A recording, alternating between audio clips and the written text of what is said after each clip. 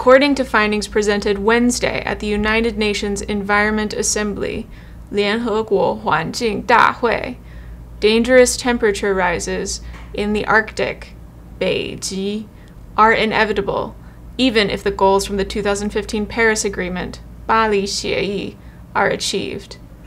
Some of the key vocabulary words here are 甲烷, methane, 二氧化碳, carbon dioxide, 温室气体, greenhouse gases, and 永久冻土, permafrost. 研究发现，即便各国达成巴黎协议的承诺，北极温度的持续上升也已成必然。这份研究周三发表于奈洛比举行的联合国环境大会上。报告中指出，截止2050年，北极的温度可能比前工业时期时再高出摄氏3至5度。此外，报告中也表示，即使全球立即停止二氧化碳的排放，北极在本世纪结束前仍会暖化超过摄氏5度。温度持续上升将导致冰层和永久冻土的快速融化，造成海平面上升，而海水温度不断攀升也将加剧南北极的变化，进而冲击全球天候系统。科学家提出警告，北极暖化可能将气候逼至临界点，导致暖化机制失控。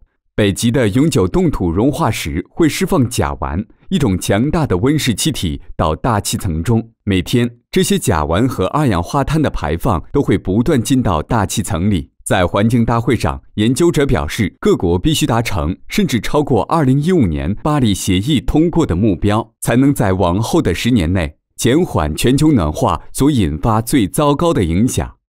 Now, here's a vocabulary recap. 攀指的是抓住东西向上爬，升指的是升高，攀升就是指不断的升高。在新闻中，指的是海水的温度不断的升高，也将对南北极造成影响。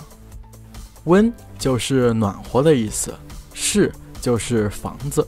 温室指的是利用加温、透光等设备让房子变得暖和，以种植蔬菜、瓜果等。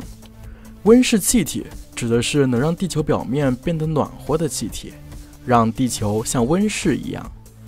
永是永远的意思，久就是时间很长的意思。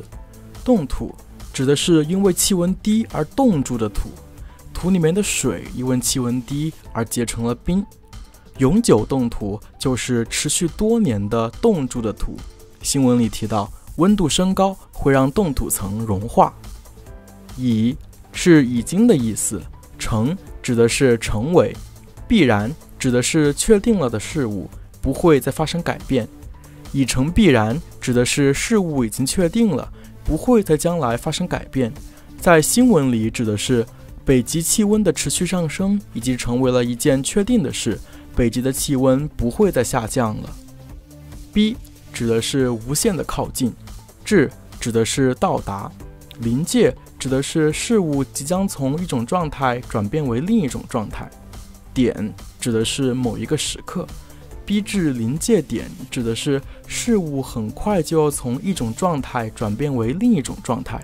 在新闻里指的是北极气候的升高很快就会将北极的气候从之前的状态转变为另一种不可控制的状态。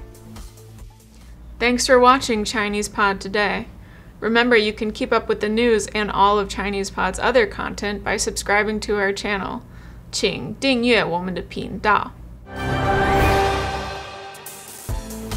Register now using the promo code TODAY and receive 20% off your premium subscription. ChinesePod.